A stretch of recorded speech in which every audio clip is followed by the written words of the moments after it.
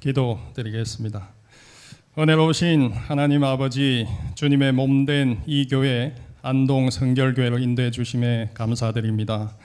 오늘 주님의 귀한 백성들과 함께 물 속에서도 함께 하시는 하나님의 크신 계획과 그 은혜를 체험할 수 있는 시간으로 인도하여 주시옵소서. 예수님 이름으로 기도합니다. 아멘. 소개받은 최일입니다. 우리 장인 장모님 여기 계신데 저희 처가는 뼈대 있는 집안이에요. 제 위에 동서 한 분이 계시고 또 제 밑에 동서 3명이 있습니다. 뭐 딸이 몇 명인지 대충 숫자가 나오죠. 제가 이제 둘째인데 나름 군기 반장을 하고 있습니다. 뭐 다른 집안은 처가 뭐 이 촌수 별로 아닐 거라고 뭐 하는 분들도 제법 계신데 저희 집안은 그렇지 않아요. 제 밑에 동서 하나가 있고 그 밑에 또 있고 저 밑에 거의 뭐 안 보이는 동서가 여기 임성현 집사입니다. 우리 임성현 집사가 군기 반장 이 둘째 동서 형님한테 조금 고난을 당하고 근처 교회에 가서 위로를 받겠다고 이 교회에 찾아왔는데 며칠이 지나서 저에게 하는 말이 형님보다 더 군인다운 목사님을 만났어요. 그래서 너 뭐 어쩔 수 없지 그 운명인가 보다 그 교회에서 충성 다해라 이렇게 했는데 저도 우리 목사님 만나 뵈니까 너무 좋고 다른 목사님하고 다르게 또 군 관련 또 대화가 되고 해서 저도 너무 편한 마음으로 왔습니다. 일전에 또 제 전시관도 찾아주시고 오늘 또 이렇게 시간을 마련해 주셔서 와서 한번 신앙 강좌 해라 해서 정말 충성하는 마음으로 제가 달려왔습니다. 오늘 주제는 여러분들에게 좀 생소한 주제가 될 수 있습니다. 안동에는 바다가 없죠. 그렇지만 안동 분들은 문어를 많이 드신다고 제가 들었어요. 그 문어 바다에서 나옵니다. 오늘은 우리가 볼 수 있는 물 위 바다가 아니고 물 속 바다에 대해서 조금 이야기를 해보고자 합니다. 그래서 제가 여러분들 그 수준을 잘 모르기 때문에 몇 가지 질문지를 제가 가져왔어요. 오늘 나중에 질문지 5개를 드릴 건데 채점해가지고 다 맞추시는 분은 상품이 있습니다. 상품이 있습니다. 그리고 한 3개 정도 맞추셔도 여러분들 대한민국에서 엄청 수준 높은 부류에 속합니다. 마음속으로 한번 맞춰보시기 바랍니다. 이걸 어디로 쏘아야 넘어가죠? 뭘 켜야 됩니까? 이걸 켜고.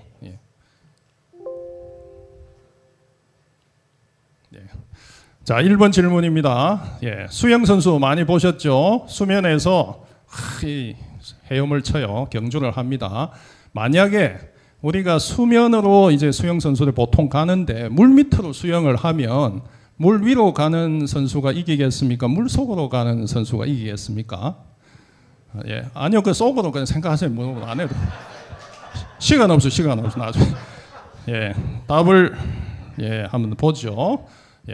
이 실제로 있었던 경기입니다. 선수들이 막 있죠. 저 선수 한 명 있습니다.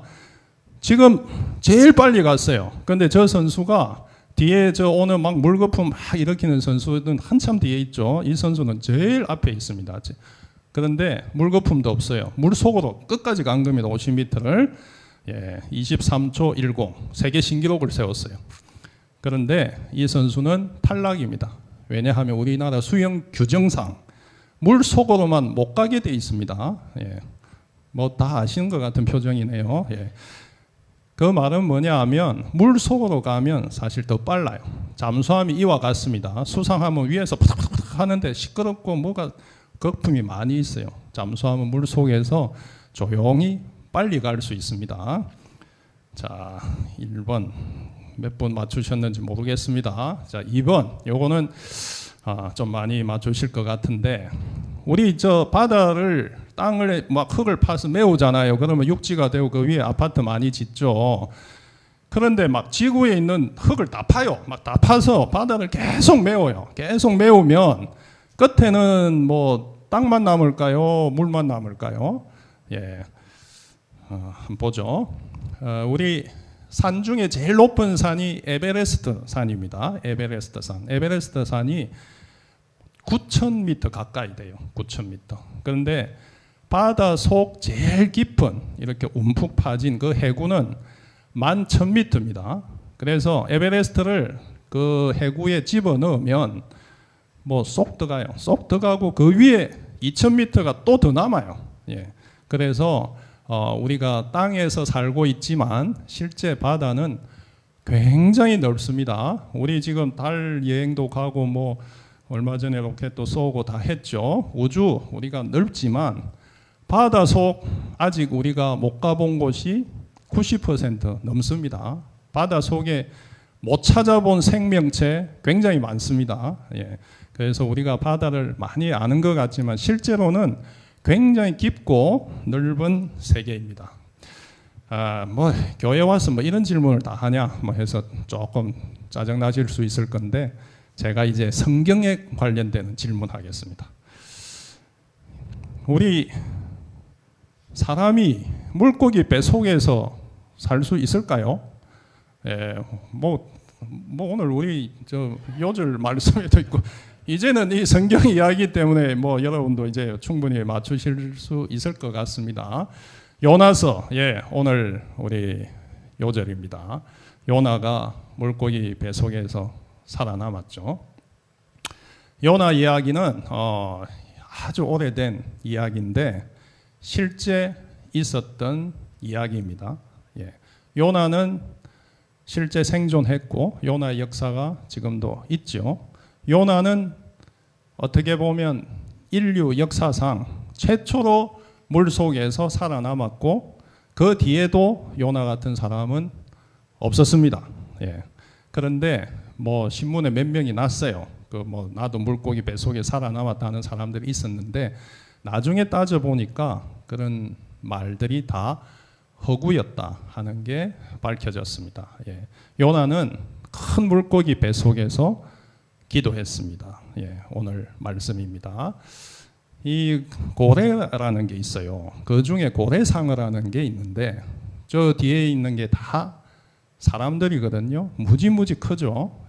충분히 사람이 저 속에 들어가서 살 수 있을 것 같습니다. 하지만 과학자들이 밝혀낸 것에 의하면 아직까지 현존하는 생명체 중에 물 속에서 저렇게 사람이 들어가서 살 수 있는 물고기나 뭐 다른 생명체나 이런 게 아직은 없습니다. 자, 그러면 이제 우리가 요나서를 어떻게 생각할 수 있냐? 요나는 하나님의 선택을 받은 거죠. 하나님께서 주신 기적이죠. 또 다른 가능성이 한 가지 더 있을 수 있습니다. 뭔가 뭐 저런 큰 물고기, 뱃속에 사람이 살 수 있는 그런 생명체가 있는데 아직 우리가 발견을 못했을 수 있는 가능성은 있습니다. 하지만 요나는 그 앞에도 그 뒤에도 없었던 사실이고 과학적으로는 아직까지 물속에 살 수 있는 물고기가 없습니다. 하나님의 기적입니다. 기적을 이루시는 하나님이시죠.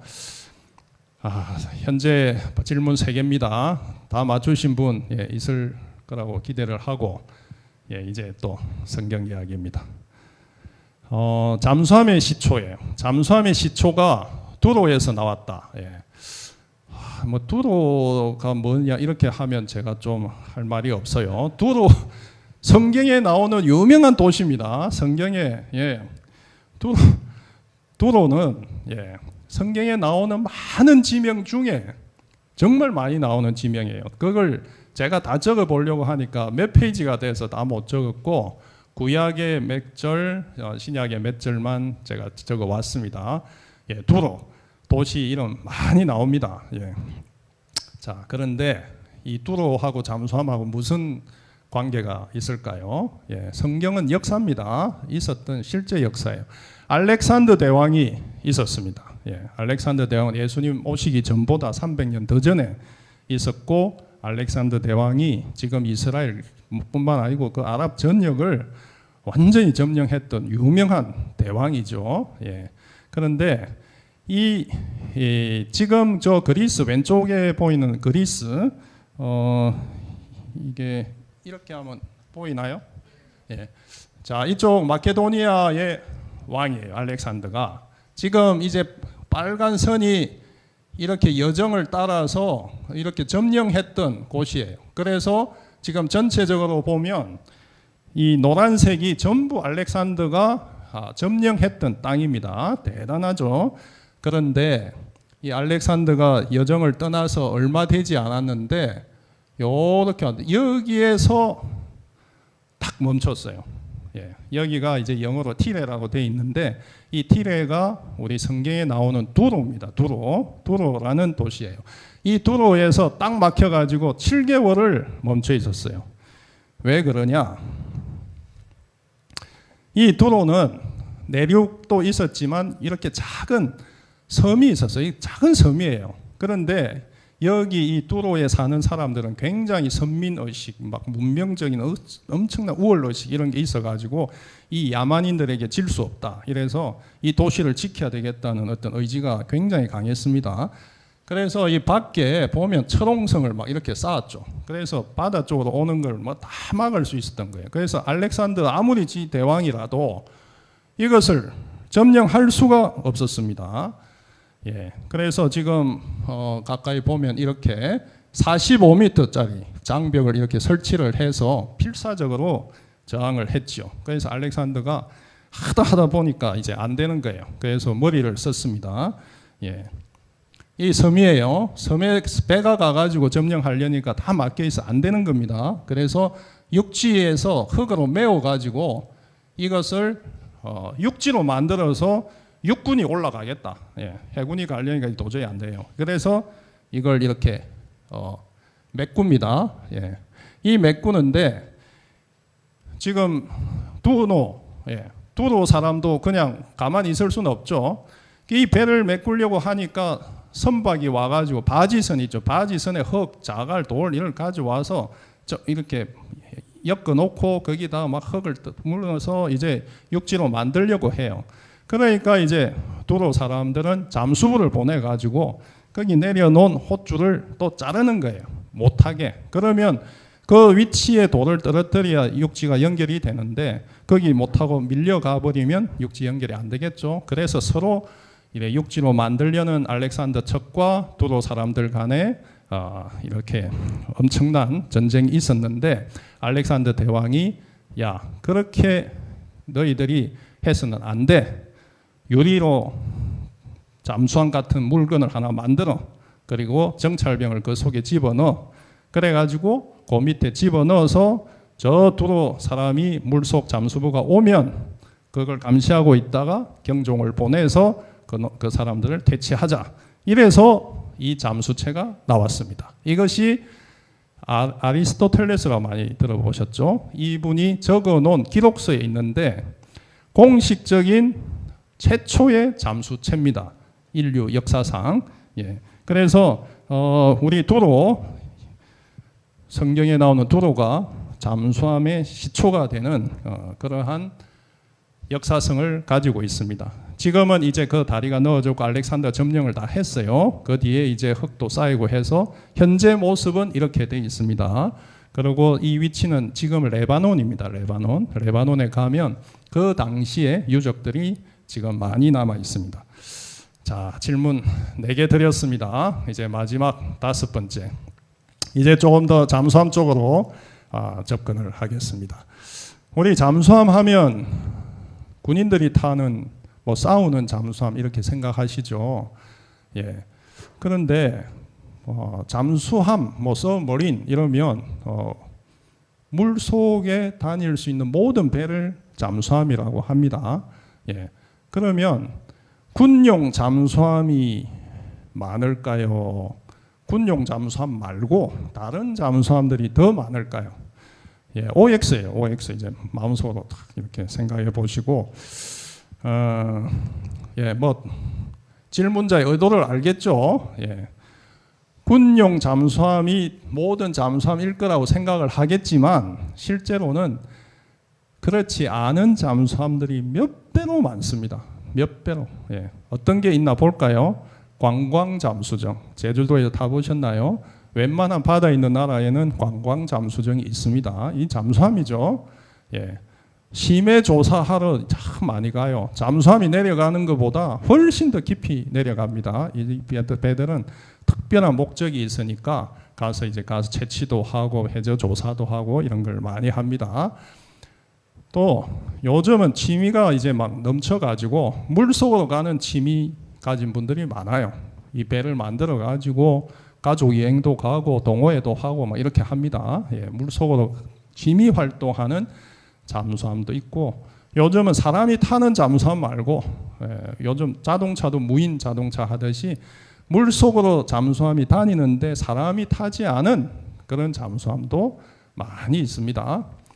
이제 돈 있는 사람들이 타다가 이제 유람선을 잠수함으로 만들어요.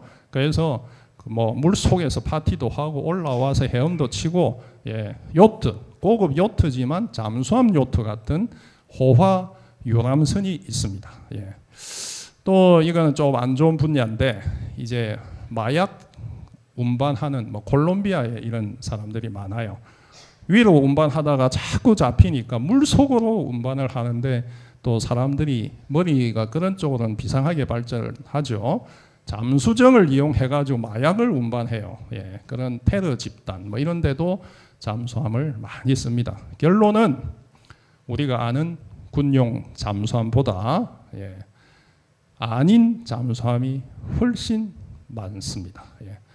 5가지 질문 다 맞추신 분 손 한번 들어주세요. 필승.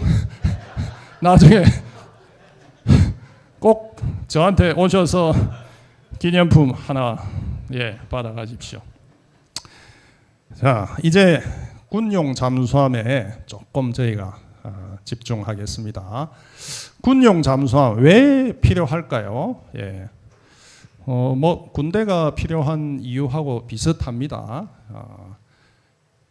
바다를 지배하는 자, 세계를 지배한다. 들어보셨습니까? 우리 인류 역사상 잘 산 나라, 세계를 지배했던 나라들은 다 바다를 지배한 나라들입니다. 그 말 반대로 하면 어떻게 될까요?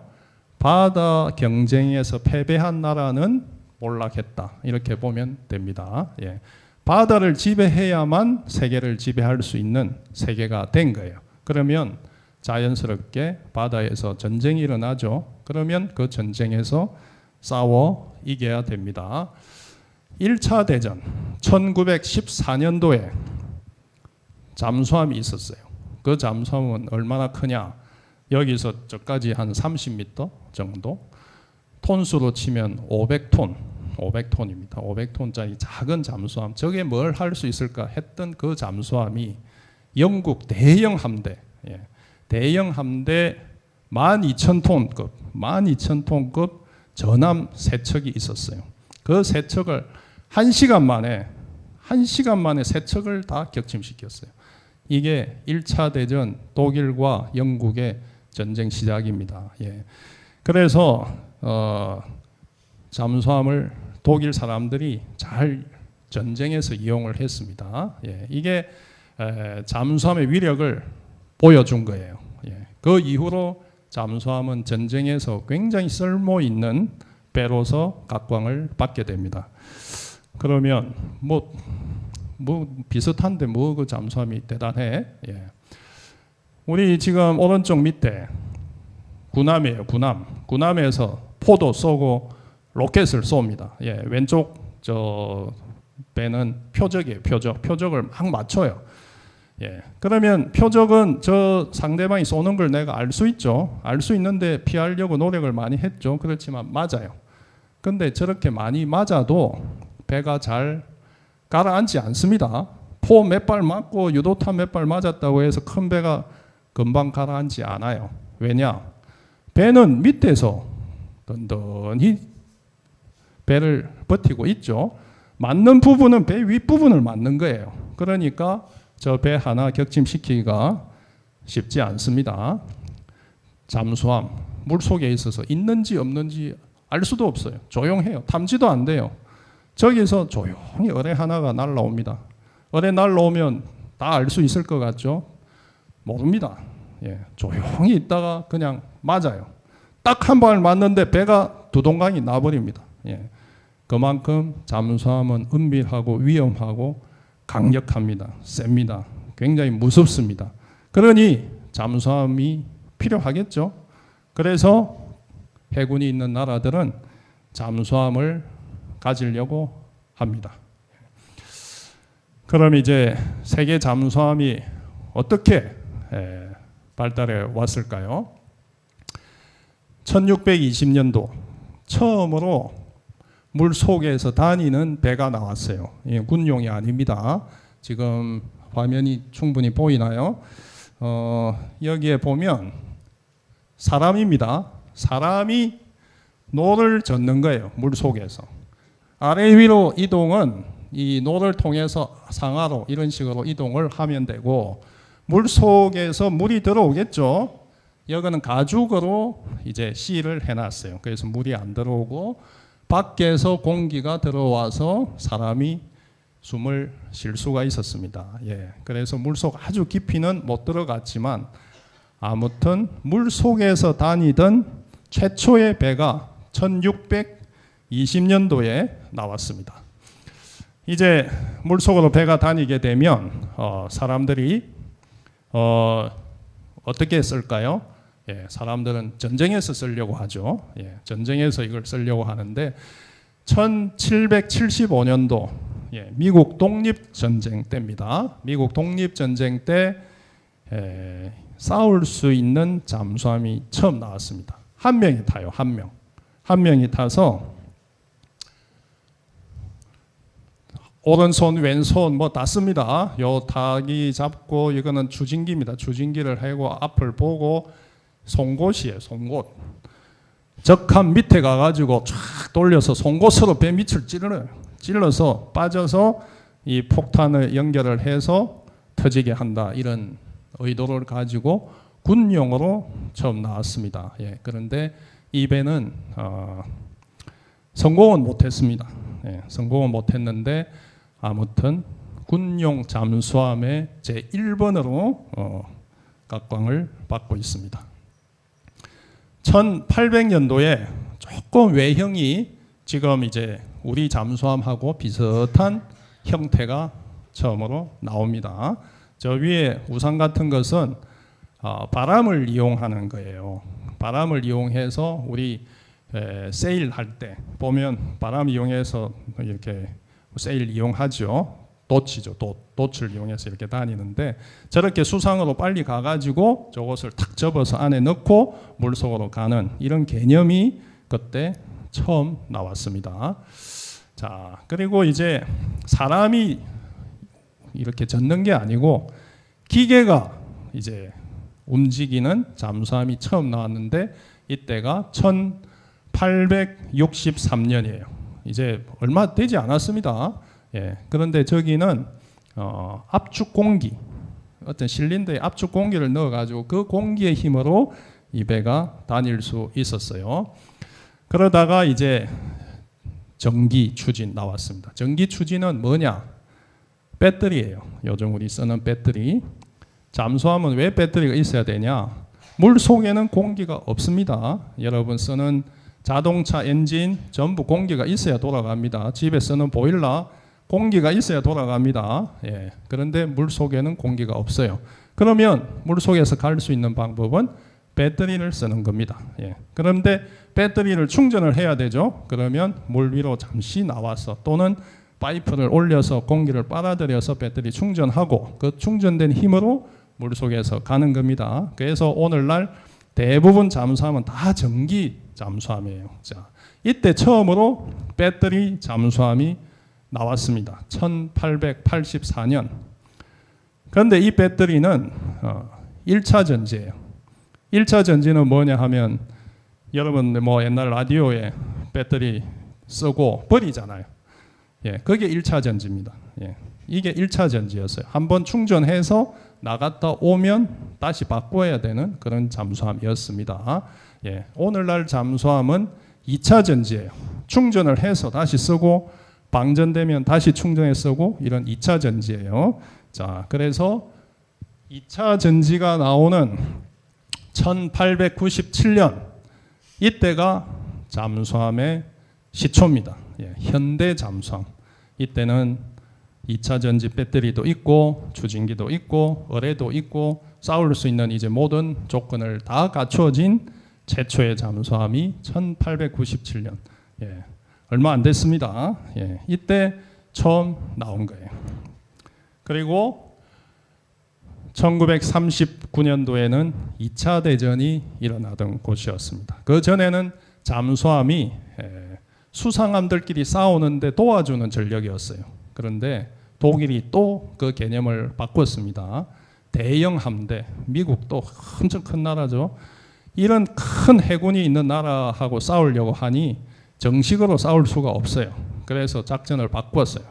잠수함으로 싸우자. 이래서 독일은 수상함을 없애고 전부 잠수함으로 싸워서 대서양전을 이끌었습니다. 예, 그래서 우리 현재 지구상에 있는 잠수함이 한 500척밖에 안 돼요.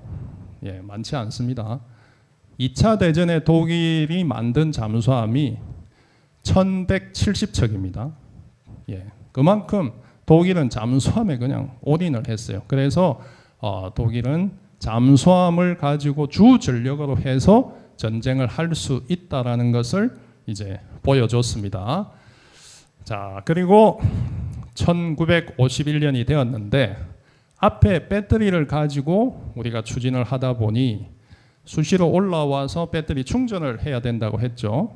그러다 보니 다른 추진 체계가 없을까 해서 핵 추진 잠수함이 나왔어요. 이것은 이제 물속에서 그냥 쭉 있으면 핵 반응을 이용해서 원자로를 가지고 운영을 할 수 있습니다.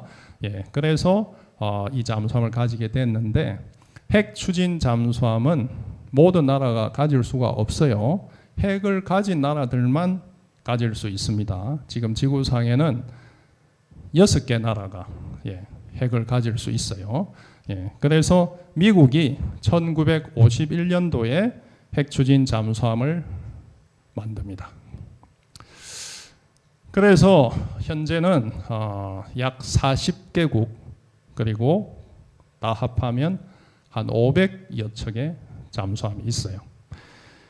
이 잠수함이 왼쪽에 보시는 싸우는 잠수함, 백끼리 막 싸우는 이런 잠수함이 있고 오른쪽에 좀 커 보이는 이런 잠수함은 핵무기를 싣고 물속에 그냥 숨어 있다가 유사시에 핵폭탄을 쏘는 이런 기능을 하는 잠수함이 있습니다.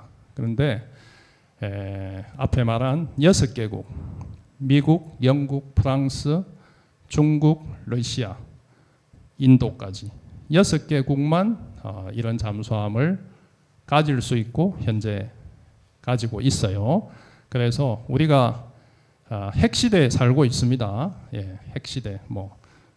핵을 가지고 있으면 많은 장점이 있죠. 예, 작은 나라도 큰 힘을 발휘할 수 있습니다.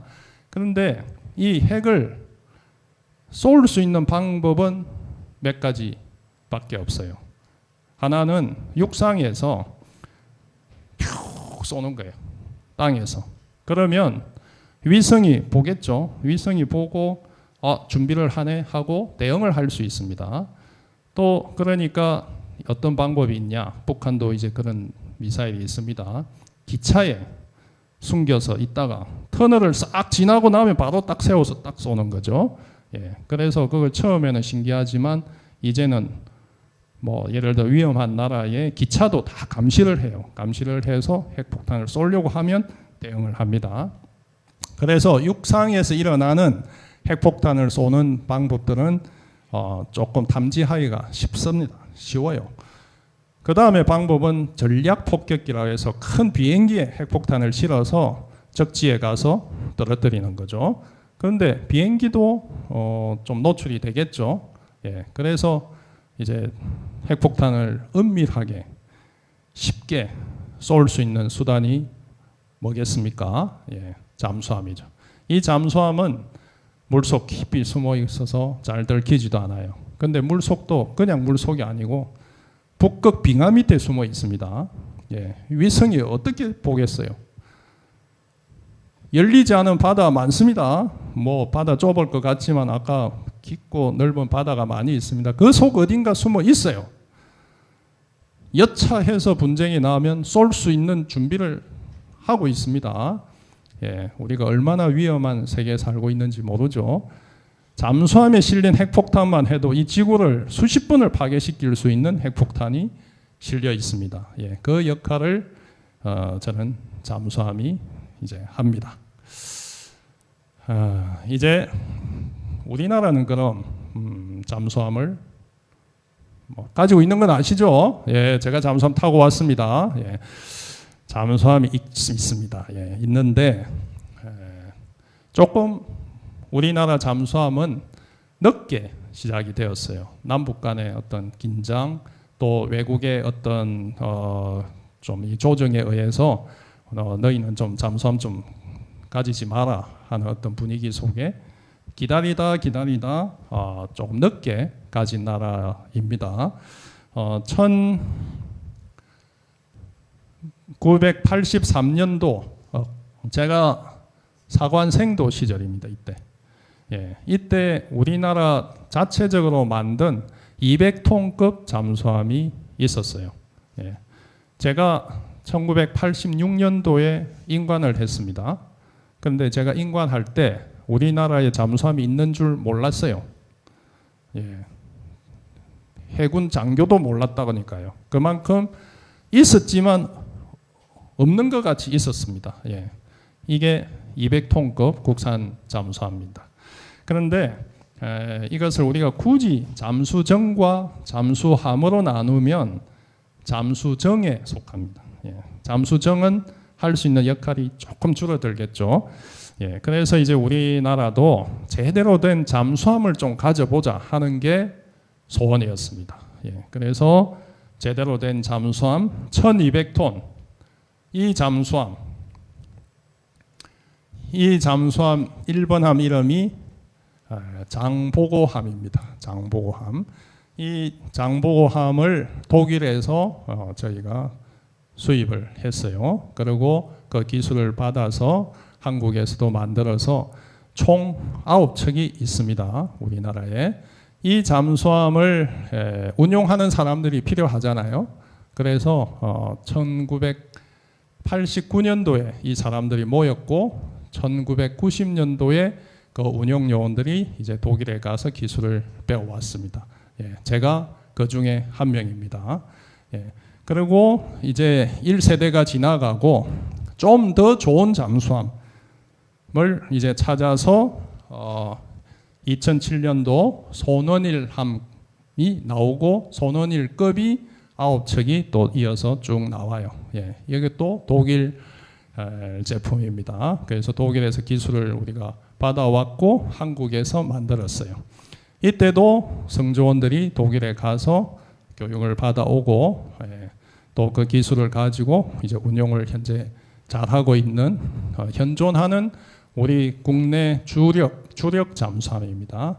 이 잠수함 인수를 제가 했고 저는 그때 선임 장교로 다녀왔습니다.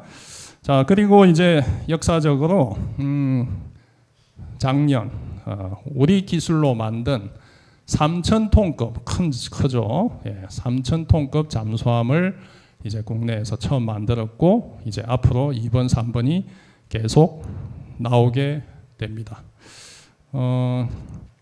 우리나라 잠수함이 지금 20척이 넘어요. 20척이 넘습니다. 세계 잠수함 가진 보유수로 따지면 우리나라 5등입니다. 5등. 너무 자랑스럽죠. 우리나라 5등이에요. 한편으로 자랑스러운데 문제는 뭐냐? 1등부터 4등까지가 다 우리 옆에 있다는 게 문제예요. 미국 많이 있습니다. 중국 엄청 가지고 있어요. 러시아 엄청 있어요. 또 이 우리 인도도 있지만 숫자는 적습니다. 우리보다. 문제는 북한이에요. 북한 70몇 척 갖고 있습니다. 세계 5등이면 뭐합니까? 1등부터 4등까지가 다 우리 옆에 있는데, 그래서 우리는 더 좋은 잠수함, 더 많은 잠수함이 필요합니다. 이제 조금 제 이야기를 드리려고 해요. 저는 이제 잠수함 저 형상을 보면 우리가 십자가를 지고 있다, 십자가와 함께 한다, 이런 어떤 생각을 하게 됩니다. 지금 형상이 그렇게 보이죠. 1992년 장보고함 인수를 우리가 하는데 그 요원들이 90년도에 이제 독일에 떠나요. 제가 첫 애를 90년 10월 11일 날 놓았습니다. 그리고 10월 24일 날 출국을 했습니다. 그럼 애 데리고 가면 안 되냐? 그때는 그런 분위기가 아니었습니다. 이게 굉장히 은밀하고 뭐 국가적인 엄청난 사업이었고 비밀이고 뭐 이랬어요. 그래서 조용히 갔습니다.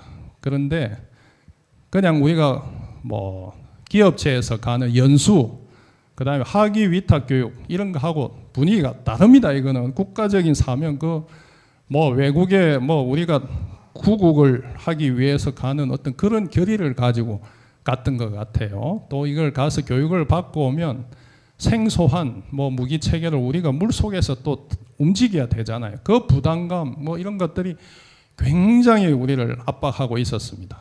지금 독일에 우리 인수요원들 찍은 사진인데 저는 장교로서 제일 막내였어요, 당시.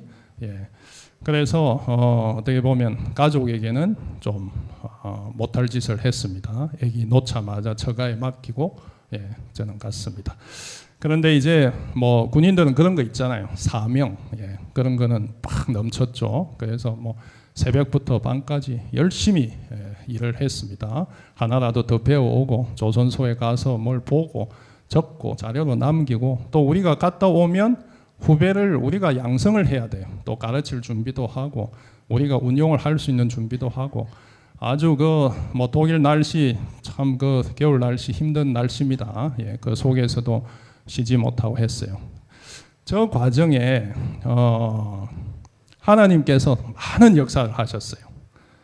우리가 가족도 없이 독일 그 이국에 와서 무슨 낙이 있겠습니까? 그런데 거기 함부르크의 목사님 한 분이 이제 우리를 알게 되고, 그 목사님이 키일이라는 도시 1시간 반 정도 떨어져 있는 그 도시에 와가지고 목회를 하시고, 또 우리들은 다른 뭐 절이 있겠습니까? 뭐 성당도 아주 멀리 있고 그래요. 그래서 우리 인수 요원들이 그 목사님 영향을 굉장히 많이 받았습니다. 그리고 우리 일행 중에 사관학교 때 불교 반장이 있어요. 그런데 이분도 힘드니까 뭐 우리가 상황이 너무 힘들고 어딘가 뭐 매달려야 되는데 그 목사님께 매달리게 되고 기도하고 그러면서, 그분이 지금은 기독교 총연합회 장로회장입니다. 지금 그분이 불교 학생회장이. 그리고 우리는 그 참 기도하고 그 목사님하고 예배드리고 이런 게 큰 위안이 됐어요. 우리 운용자뿐만 아니고 기술진들도 그때 많이 왔습니다. 그리고 대우조선소 직원들도 엄청 왔어요. 그분들하고 해서 우리가 같이 신앙생활하고 교회를 하나 세웠어요. 킬 한인 선교교회입니다. 지금도 있습니다. 이게 지금 30년 이상 되어서 우리 현역들은 다 빠졌지만 그 뒤에 또 유학생들, 또 오페라단의 한국 분들, 이런 분들이 채워져 가지고 지금도 교회가 유지되고 있어요. 그래서 그때 우리가 신앙으로 기도로 그때 참고 버티고 했던 덕분에 우리 잠수함 부대가 세워졌습니다. 우리 해군도 기도로 세워진 부대지만 잠수함 부대도 기도로 세워진 부대입니다. 이제 한국에 와서 잠수함 부대가 이제 설립이 되었어요. 저 배가요, 4천억짜리예요. 하여튼 요즘은 단위가 너무 커져서 별로 큰 돈은 아니지만 당시에는 굉장히 큰 돈이었습니다. 그런데 저런 배들이 많잖아요. 또 부대에는 배뿐만 아니고 다른 시설도 있어야 되고 사람도 있어야 되고 이제 부대가 만들어졌어요. 그런데 우리 부대 지휘관도 장로님, 그 밑에 집사님, 이렇게 막 신앙에 어떤 불이 붙은 그런 상태인데 고민이 하나 생겼어요. 이렇게 배가 생기면 지역식 이렇게 하면요, 첨단 배들은 돼지머리 올리고 절 안 할 것 같죠? 이지스함 이런 배들 너무 비싸고 최첨단 배를 안 할 것 같죠?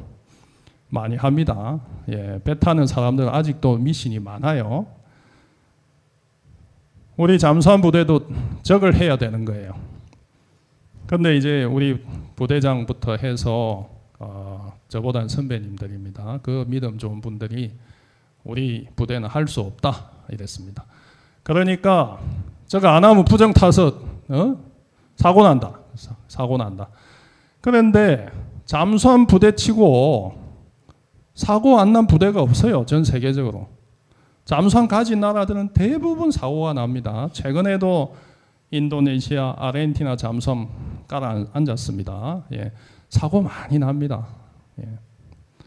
너 저런 거 안 하면 어떻게 되려고 책임질 거야?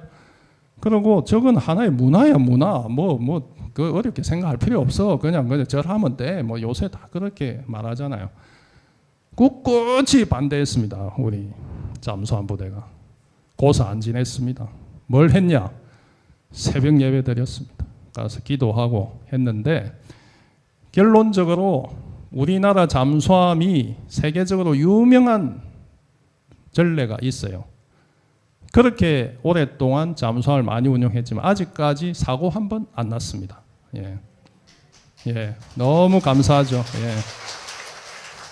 우리 기도로 믿음으로 세운 우리 부대, 저도 너무 자랑스럽고 이런 어떤 무사고 안전한 운행이 앞으로도 좀 계속 되었으면 좋겠습니다. 이제 제가 손원일함 함장에 이제 또 직함을 받고 독일에 갔는데 물론 장보고 때보다는 조금 낫다고 할 수 있지만 저한테는 그 짐이 굉장히 크더라고요. 이젠 잠수함 좀 경험이 있으니까 너가 다 할 수 있지 않냐 하고 저한테 이렇게 이것저것 짐을 맡기는데 도저히 저 혼자 감당하기가 쉽지 않은 그런 짐이었어요. 그래서 인원 선발을 해서 또 독일까지 가서 교육을 받고 저 배를 운용을 하는데 장보고함은 독일 사람들이 운용한 걸 많이 도와줬어요. 이제는 우리 성조원들끼리 해야 되는 거예요. 아무 도움이 없이. 그것도 이제는 현대중공업에서 하는 거예요. 현대중공업은 그때까지 잠수함을 만들어 보지 않았던 조선소입니다. 모든 게 처음이었고 힘들었어요. 그런데 대원들을 다독거려야 되고 또 그 속에서 뭔가 성과가 있어야 되고 그것들이 굉장히 저에게는 어떻게 보면 인간적으로는 할 수 없는 큰 부담감으로 왔습니다. 그런데 이제 어쨌든 잘 해냈습니다. 잘 해냈고 은혜롭게 잘 마쳤고 그래서 오늘 저도 영광스럽게 이 자리에 있는데 인수함장을 초대 함장이라고 해요. 같은 말입니다. 제가 이제 인수함장을 하는데 인수함장이 해야 되는 일들이 많은데 그 중에 이제 한 가지가 뭐냐 하면 한마크를 만드는 거예요. 한마크. 그 마크를 만들어 놓으면 이 배도 부대이기 때문에 이 부대가 없어질 때까지 계속 쓰이는 거예요. 지금 이제 저기 행사에 손원일 이렇게 되어 있고 그 옆에 이제 무슨 파란색 표가 있는데 저게 한마크입니다. 한마크인데 저는 우리 목사님 잘 아시지만 손원일이라는 이 이름이 너무나 큰 이름이에요. 여러분 손원일 잘 모르시죠? 우리 해군은 충무공 이순신만큼 대단한 이름이에요. 왜냐? 이분이 해군을 창설하신 분이에요. 그런데 우리 정부가 1948년도에 수립이 되고 정부에서 해군을 만들어 준 게 아닙니다. 아니고 손원일 제독은 손정도 목사님의 장남이에요. 그러니까 이분이 그 선친의 뜻을 이어서 원래 독일 외항 상선을 타고 바다를 많이 접한 분인데 한국 해군 창설의 사명을 가지고 이분이 뜻이 맞는 사람들을 모아서 해방된 그날 1945년 8월 15일 그날 정부가 인정해 준 해군이 아니고 스스로 만든 해군을 창설을 했어요. 그래서 그 역사가 지금까지 오고 있고 우리 해군 입장에서는 굉장히 귀한 그 이름입니다. 예. 그래서 이제 이 손원일 함의 초대 함장이 되어서 우리 손원일 정신도 개성을 해야 되고 또 이분이 기도로 세운 우리 해군의 정신도 개성을 해야 되고 또 어쨌든 이 배를 제대로 움직일 수 있도록 해야 되고 그런 게 이제 저에게 주어진 사명이었죠. 그래서 이 함마크 많은 의미가 있습니다. 손원일 함의 이 정신을 어떻게든 담아야 되는데 어떻게 할까 하면서 찬양을 이렇게 했는데 이게 보입니까? 우리 피아노 반주 됩니까? 아니면 432장입니다. 예, 그냥 1절만 한번 같이 찬양 한번 하시죠. 예.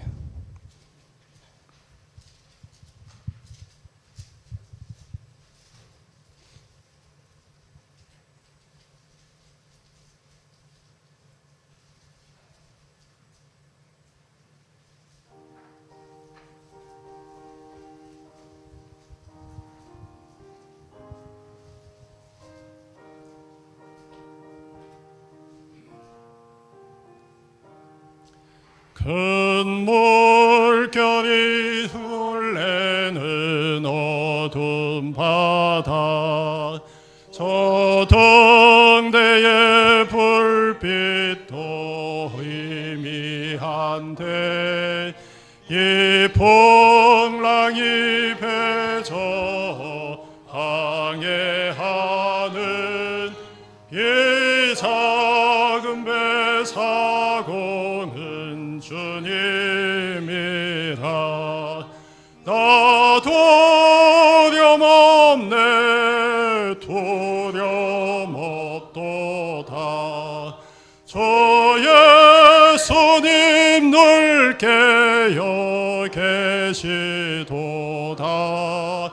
이 용용한 바다를 다 지나면 저 소망의 나라에 이르리라. 예, 저 가사의 내용을 이 한마크에 담았습니다. 그래서 우리 배가 이제 시작하는데 너무 큰 파도가 올 것 같더라고요. 감당하기 힘들었는데 저 파도 뒤에는 밝은 곳이 있습니다. 밝은 곳.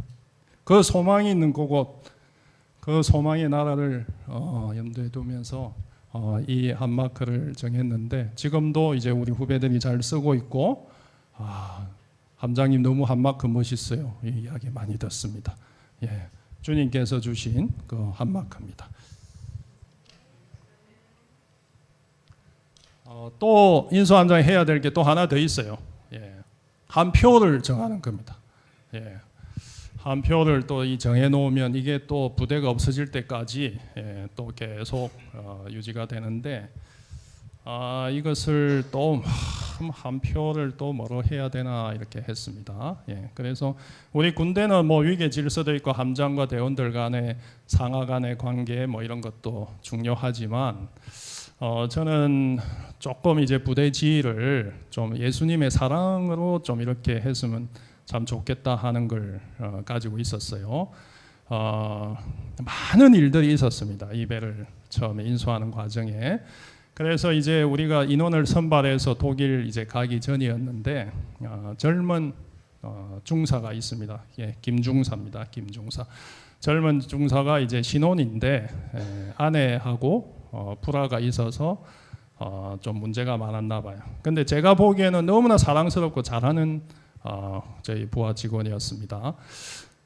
그런데 이제 출근을 했더니 이 친구가 와서 함장님 오늘 좀 시간을 제가 좀 내주십시오. 좀 밖에 나갔다 와야 되겠습니다. 예. 군대 외출이죠. 예, 외출 신청을 한 거예요. 그래 왜 무슨 일인데 했더니 창원도청 법원에 내가 가서 이혼 수속해야 된다고. 지금 다 합의 다 돼 있고 우리 장모님 와이프 뭐 이렇게 해서 다 돼 있고 제가 가서 사인만 하고 오면 됩니다. 금방 다녀오겠습니다. 이런 거예요.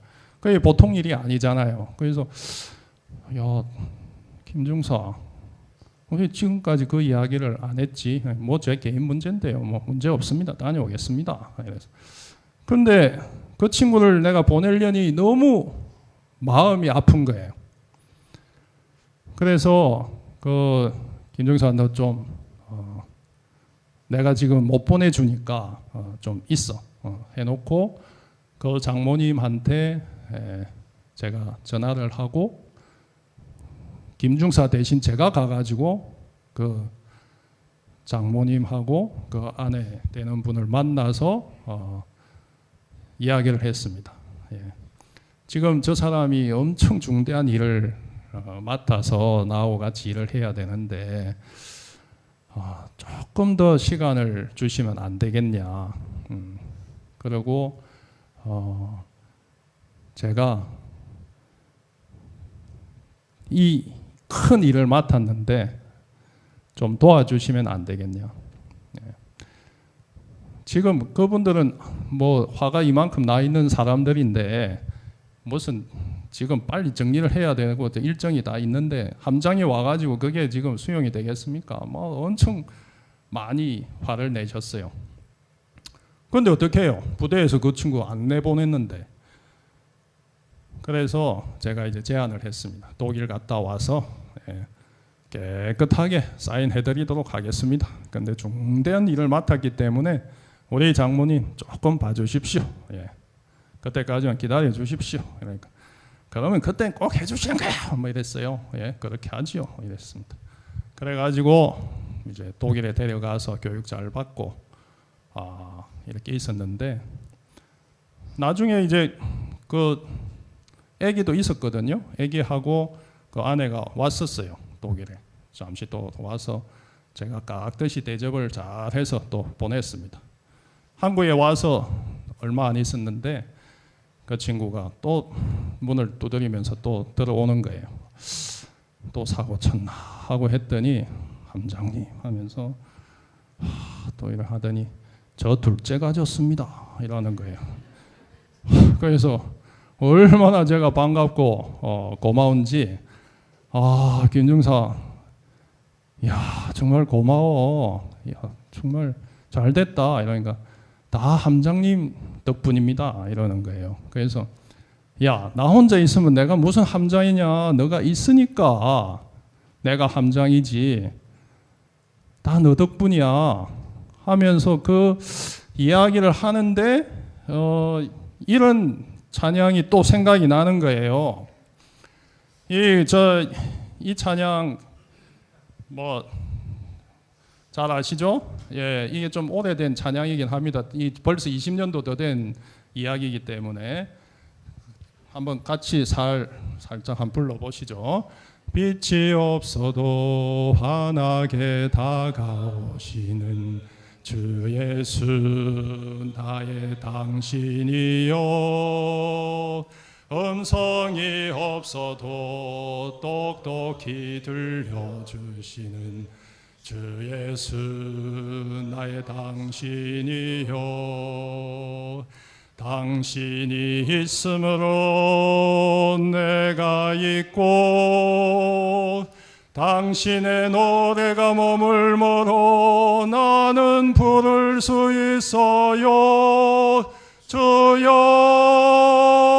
꽃처럼 향기 나는 나의 생활이 아니어도 나는 당신이 좋을 수밖에 없어요.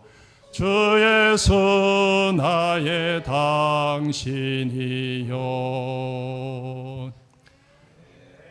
당신이 있으므로 나도 있고, 이 가사가 계속 맴돌면서 드디어 우리 함구 걱정을 제가 해소했습니다. 예. 우리 손원일함 구호는 당신이 있었기에 우리가 있습니다. 예. 예. 이 당신은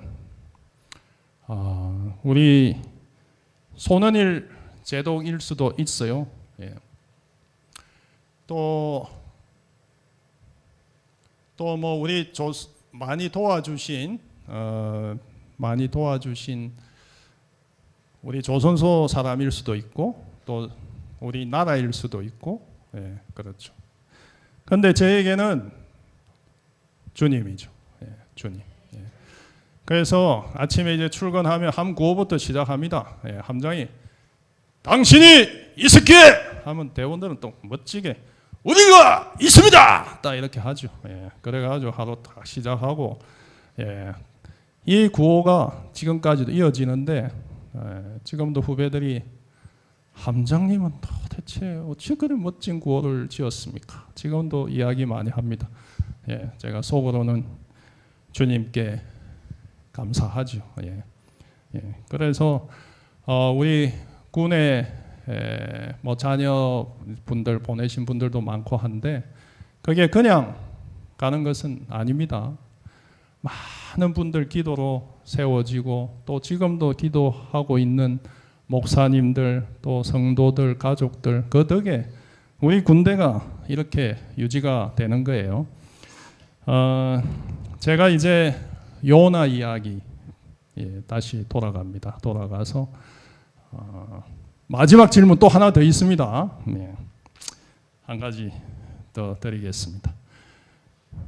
요나가 물고기 뱃속에서 살아남았기 때문에 기도할 수 있었습니까? 아니면 기도했기 때문에 살아남았습니까?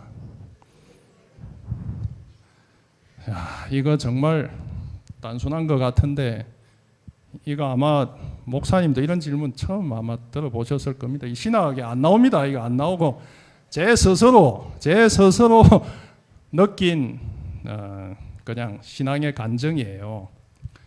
우리는 보통 있잖아요. 요나가 물고기 뱃속에서 기도했기 때문에 응답받았다고 많이 들어왔습니다. 예, 많이 들어왔어요. 그런데 제가 물속에 좀 살면서 요나의 심정이 돼 보니까 그게 아니에요. 그냥 물속에 살아있는 이 자체가 하나님의 섭리고 기적이고 제게 준 기회예요. 사람들은 그걸 몰라요. 그냥 나의 공, 내가 기도해서 응답받았다. 누구는 기도해서 이렇게 많이 생각을 합니다. 그런데 기도할 수 있는 그 환경을 주신 분은 누구예요? 예. 우리 정말 이렇게 기도할 수 있는 이 환경, 이거 어떻게 보면 기적이에요, 기적. 예. 옛날에 우리 선조들, 신앙 좋으신 분들, 이런 환경이 없었던 분 굉장히 많습니다. 우리 물속에 잠수함에서 어떻게 목사님 모시고 예배 드릴 수 있겠어요? 기도할 수 있죠. 예. 그 환경을 주신 분은 하나님이세요. 예. 그걸 제가 이제 요나의 심정에 대해서 보니까 또 저의 간증으로 오더라고요. 예. 그래서 우리는 자꾸 저의 공, 예. 내가 어떻게 해서 했다 하고 많이 생각하는데 그게 아니더라고요. 요나는 물고기 뱃속에 들어갈 때부터, 예, 하나님의 큰 기적이 있었던 겁니다. 이미. 예. 그리고 하나님의 계획하심이 있었던 거예요. 예. 예. 이게 오늘 제가 드리고 싶은 이야기 다 끝났습니다. 예. 우리 끝나면서 구호 한번 하고 예. 오늘 뭐 신앙간증을 저한테 기회 주셨으니까 뭐 신앙간증 들으면서 여러분 구호 해보신 적 있습니까? 네, 오늘 뭐 저하고 한번 딱 해보시죠. 제가 구호 준비하면 구호주 탁 이렇게 드세요. 예, 해서 제가 주님 당신이 계시기에 하면 여러분들은 우리가 있습니다 이러면 됩니다. 예, 구호 준비. 주님 당신이 계시기에 우리가 있습니다.